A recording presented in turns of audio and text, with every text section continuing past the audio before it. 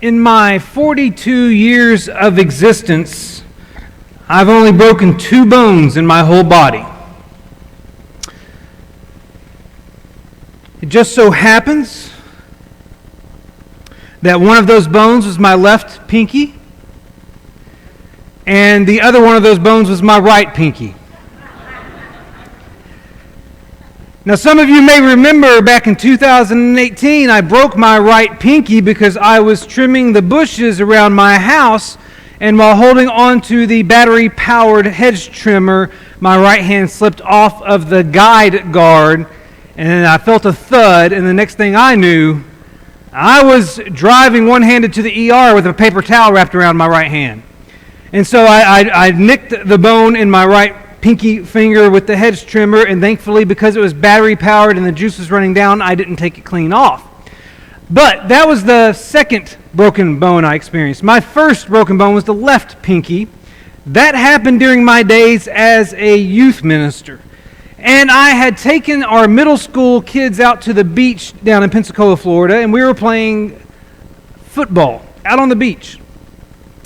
And during the course of playing this game of football, I caught a pass, and I was running for the end zone when all of a sudden one of our larger 8th grade boys had the audacity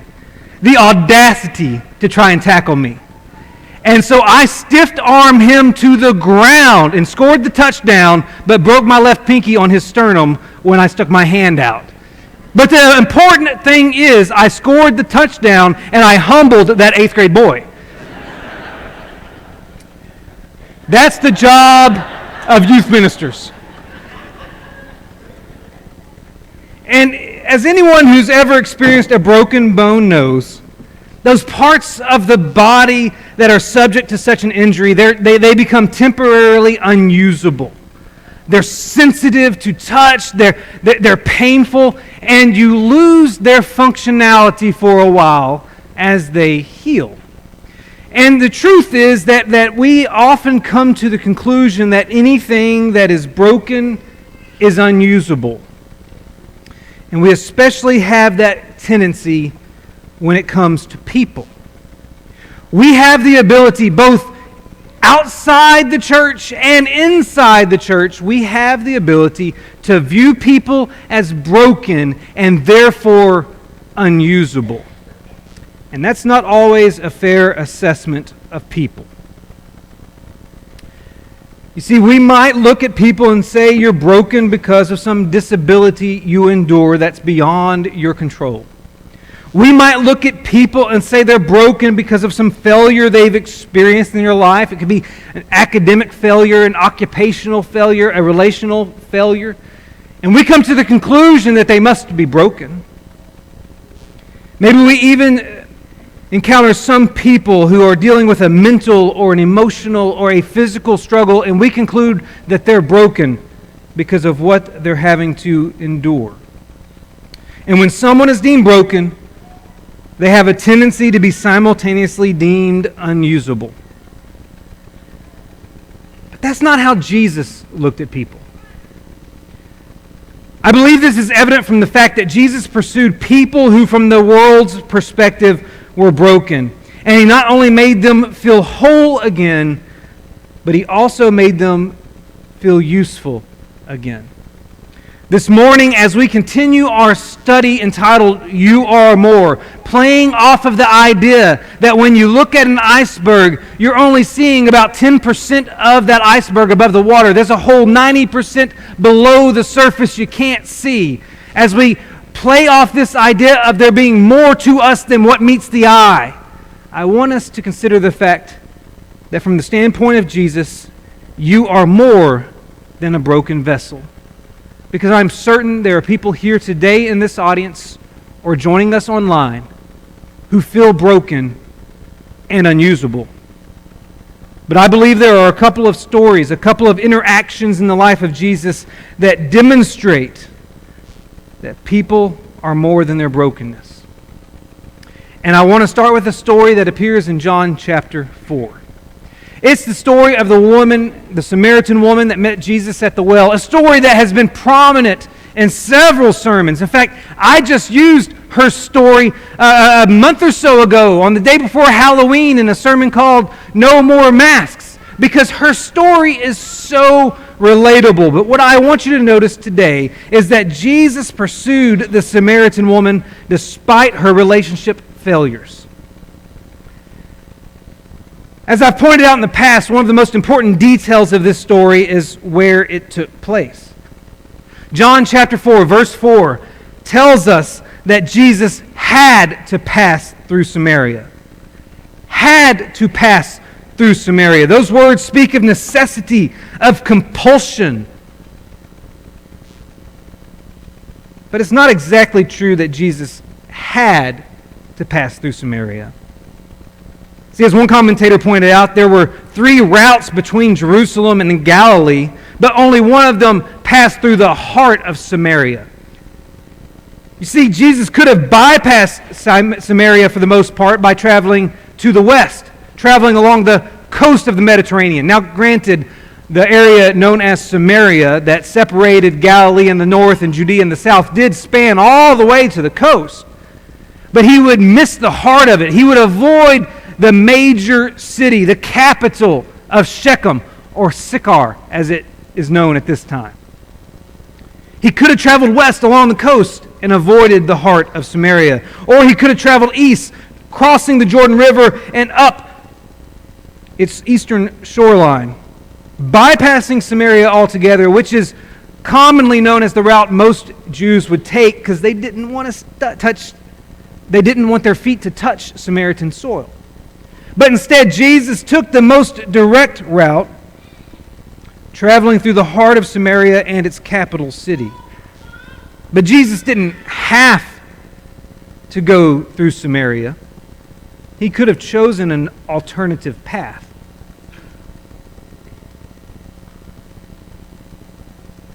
But he did have to go to Samaria because there were souls in Samaria that he needed to come in contact with. And you might remember in John chapter 4, as Jesus interacts with this Samaritan woman at the well, that Jesus instructed her to go call your husband and come here. And the woman answered, I have no husband. And Jesus said to her, affirming the truthfulness of her statement, he said to her, you are right in saying I have no husband. For you have had 5 husbands, and the one you now have is not your husband. Jesus' words reveal that this woman is broken according to the world's standards. She's been married 5 times. Now, it is possible that she was widowed by all 5 of those marriages. But the most likely scenario is that she had been divorced most or all of these times. That's because in Jesus' day, divorce was the prerogative of men. In other words, only a husband could initiate a divorce. You can get a sense of that custom, of that policy, of that tradition when you go to 1 Corinthians chapter 7 and verse 10, where Paul's instructions are for the wife to not separate from her husband, and for the husband to not divorce his wife.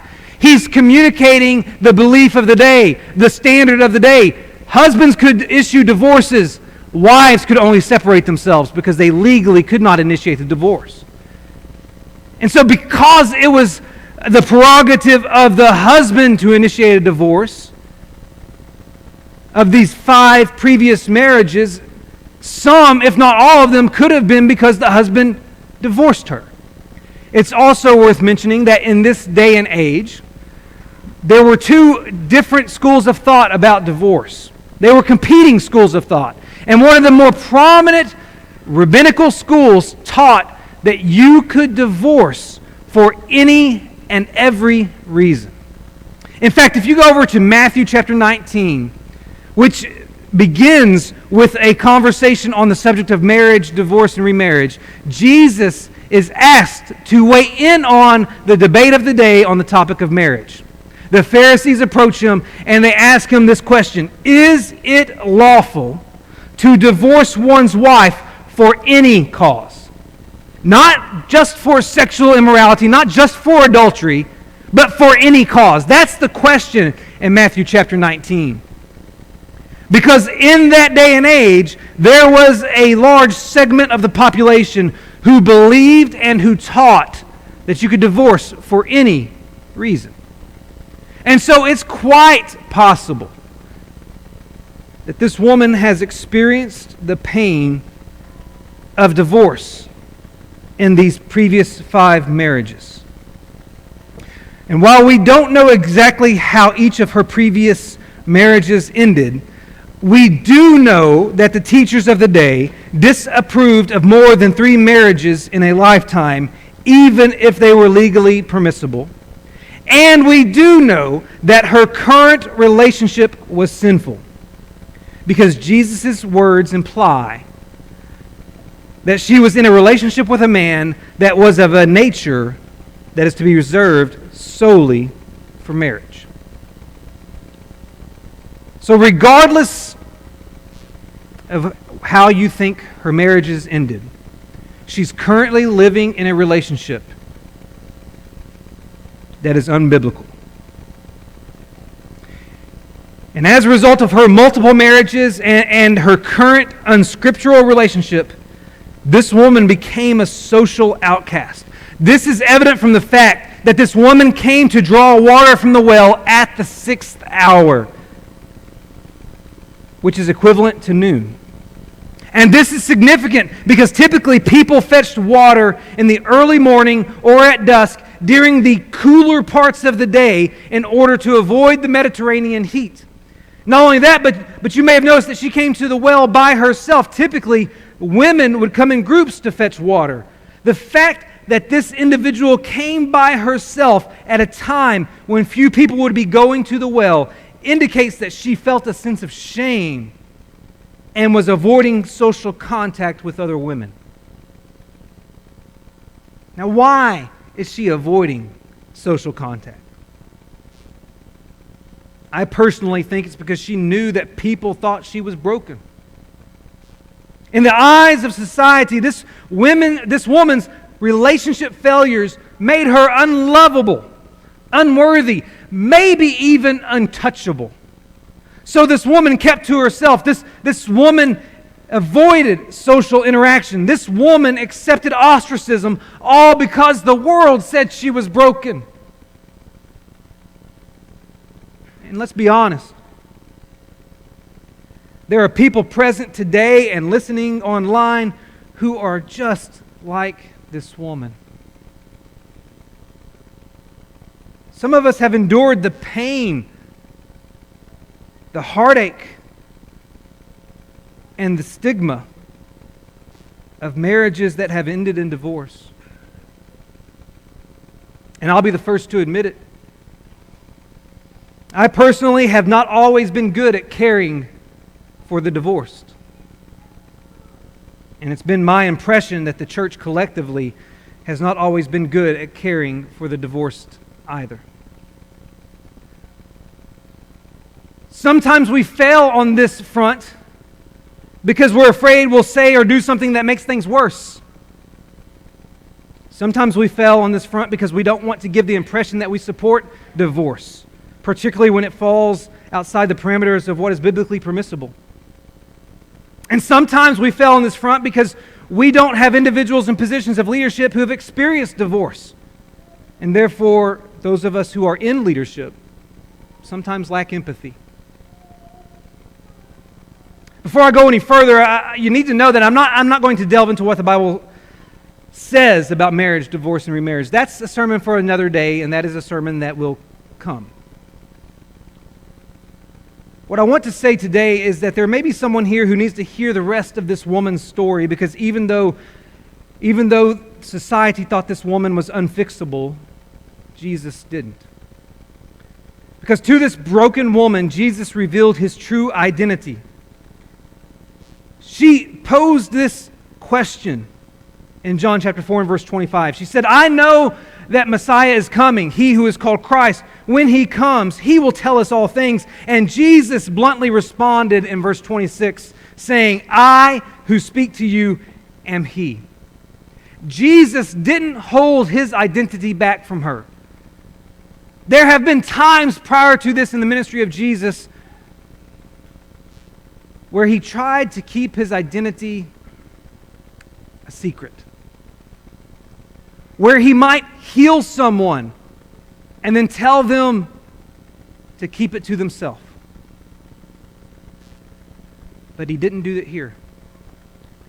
And the next thing you know, this ostracized woman who had constantly been trying to avoid people ran into town, telling everyone she encountered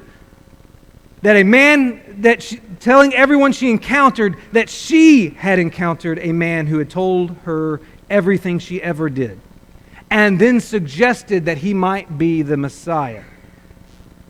Meanwhile, Jesus' disciples returned from that very same town, having gone there to procure food for Jesus. But while in town, they failed to share the good news with anyone. They didn't bring a single soul out to that well to meet Jesus that day. But this broken woman, with all her relational baggage, proved that she was useful to Jesus because she brought the whole town out to meet Him, according to John chapter 4 and verse 30. And we're told in John chapter 4 and verse 39 that many Samaritans from that town believed in Him because of the woman's testimony. Now, don't get me wrong. I'm not trying to justify this woman's failed relationships. I'm not trying to justify her marriages or her current situation. We know based on the teachings of Scripture, we know specifically based on the teachings of Jesus, that this woman would not be allowed to continue in a sinful relationship and still be right with Him. Remember, He told the woman caught in adultery, "Go and sin no more." You see, what I think the big takeaway should be from this story is, despite this woman's relationship failures, she was pursued by Jesus. She was made whole by Jesus. And she was made useful by Jesus. Someone who was deemed broken by the world found herself whole in Jesus and discovered that she was more than a broken vessel. And guess what? So are you. You may feel broken just like this woman did. You may have been treated as broken just like this woman was. But Jesus can make you whole. And Jesus can still use you.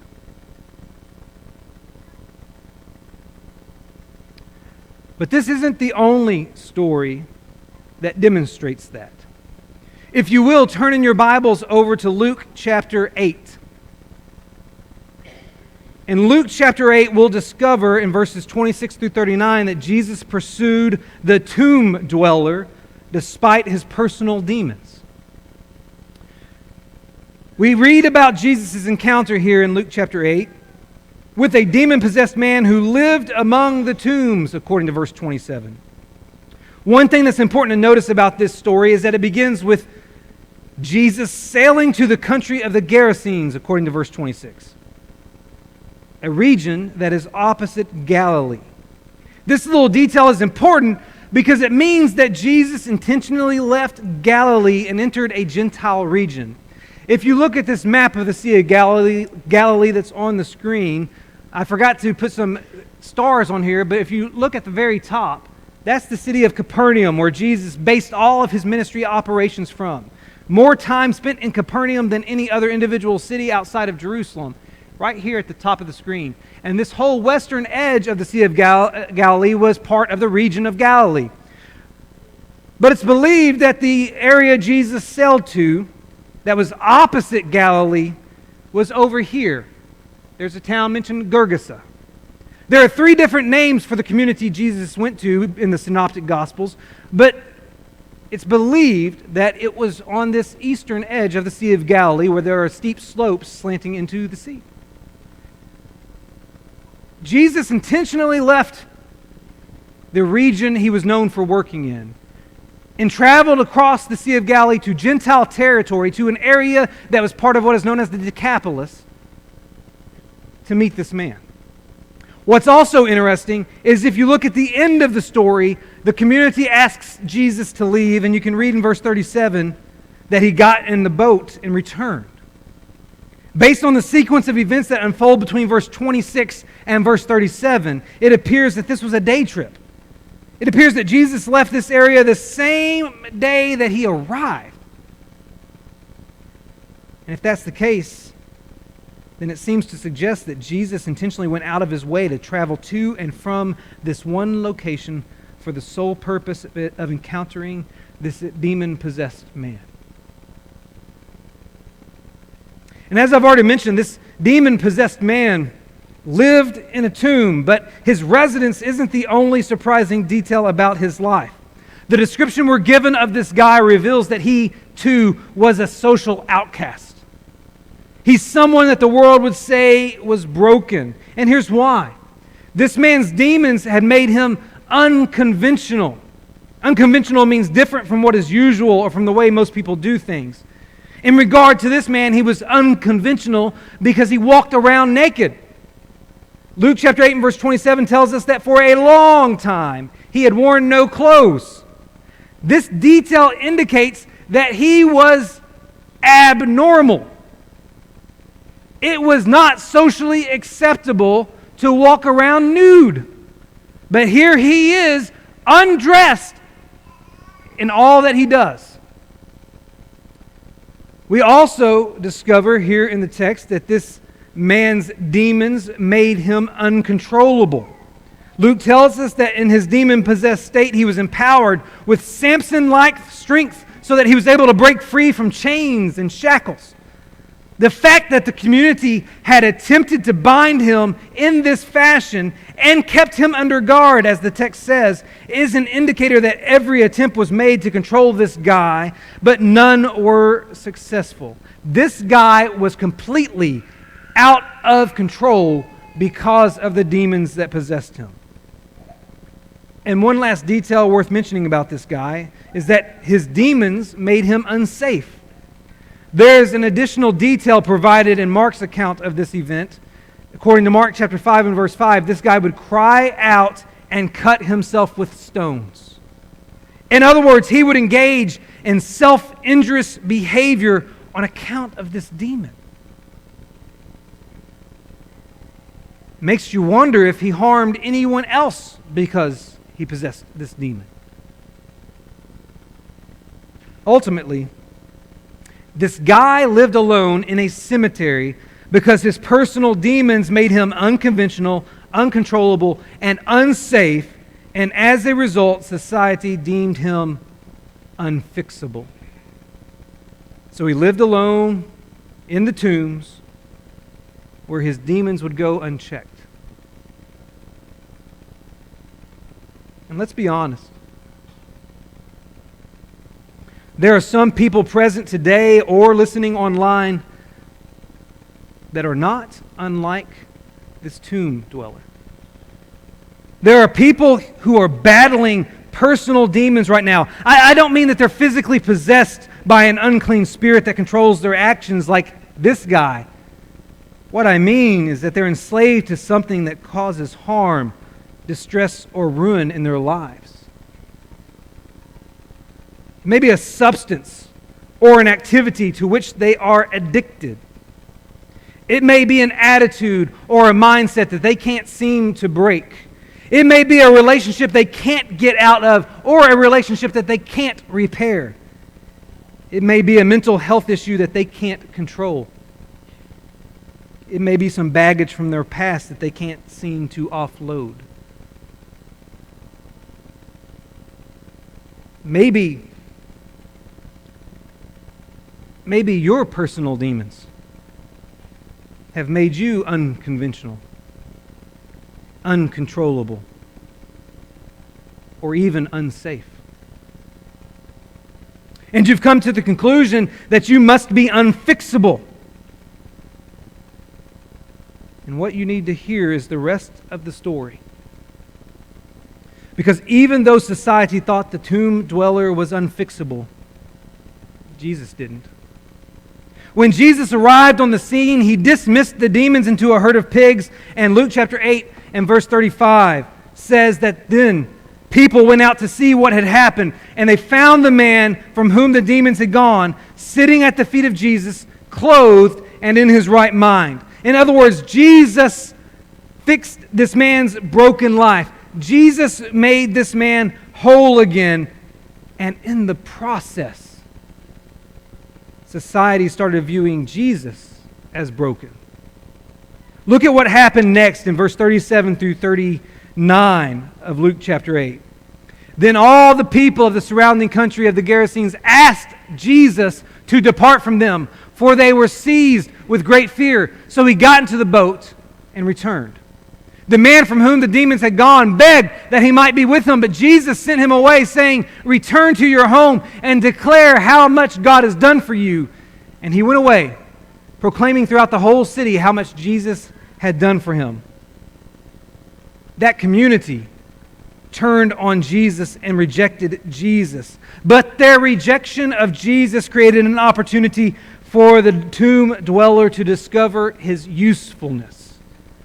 When Jesus prepared to leave, this man begged Jesus to let him go with him, but Jesus turned him down. Now, why would Jesus not welcome this guy who had been unwelcome in his own hometown?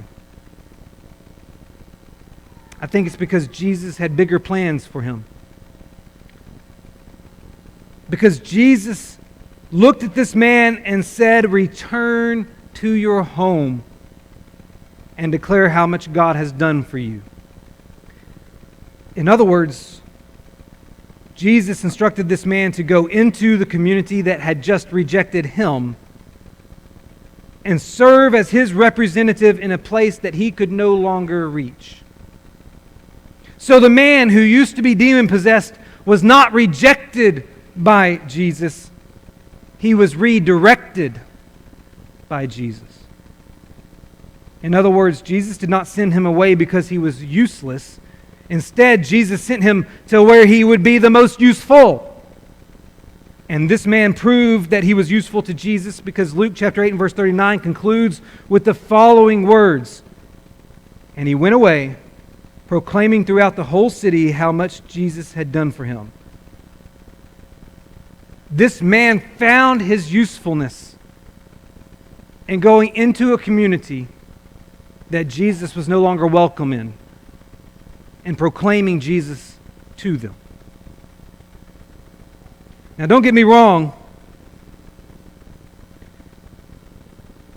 The wounds caused by this man's demons weren't going away anytime soon. It could be the wounds, the physical wounds inflicted on his own body by cutting himself with those stones. It could be the financial devastation incurred by those pig farmers. It could be the psychological damage experienced by those who came in contact with the guy. Those wounds weren't going away anytime soon. This man's reputation and relationships were going to have to be rebuilt, and that was going to take some time. The big takeaway is not that wounds heal fast, because that's not true. The big takeaway from this story should be that despite this man's personal demons, he was pursued by Jesus, he was made whole by Jesus, and he was useful to Jesus. Someone who was deemed broken by the world found himself whole in Jesus and discovered that he was more than a broken vessel. And guess what? So are you. Sometimes we need to be reminded that our past doesn't have to be part of our present or our future. And through Jesus Christ, we can be whole and we can be useful again. And I'm reminded of an old parable about a water bearer. As the story goes, a water bearer had two large pots, each hung on the end of a pole that he carried across his neck. Now, one of the pots had a crack in it. The other pot was perfect. And so the perfect pot always carried a full portion of water. The cracked pot always leaked out half of its water. For 2 years, this man carried the pots from a stream up a hill back to his master's house, where he would provide water to the house. Of course, the whole pot would deliver a whole portion of water, and the cracked pot would only deliver half a pot of water. And that cracked pot was ashamed of its own imperfection and was miserable because it could not accomplish what it was meant to do. And so one day, the cracked pot spoke to the water bearer and apologized. He said, "I'm ashamed of myself, and I'm sorry that I have not been able to deliver my entire load of water for you. Because of my flaws, you have to do more work than you should have." The water bearer looked at the cracked pot and said, "When we return to the master's house today from the stream, I want you to notice the flowers along the path." And so as they journeyed back to the house that day, the old cracked pot took notice of the flowers that lined the path between the stream and the master's house. But at the end of their journey, that cracked pot still felt miserable because once again he had leaked out half of his load. And when he attempted to apologize to the water bearer again, the water bearer said, "Did you notice that there were flowers only on your side of the path, but not on the other? That's because I've always known about your flaw, and I took advantage of it. I planted flower seeds on your side of the path, and every day while we walked back from the stream, you watered them. And now for 2 years I've been able to pick these beautiful flowers to decorate my master's table. Without you being the way you are, he would not have this beauty to grace his house."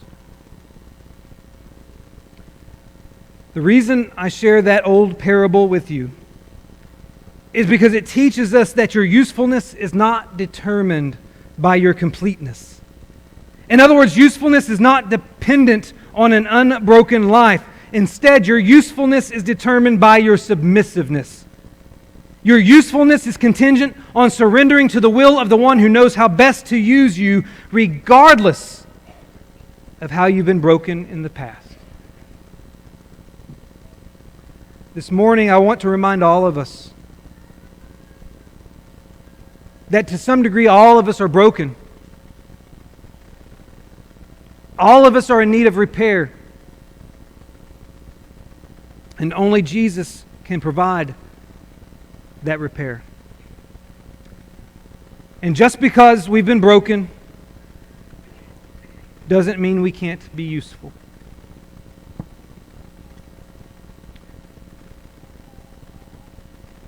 Why don't you find your usefulness for the Lord today? If you need to be repaired by the blood of Jesus, or if you need to surrender yourself to Him so that you can be useful in His kingdom, now is the opportunity to do that. We invite you to come while together we stand and sing.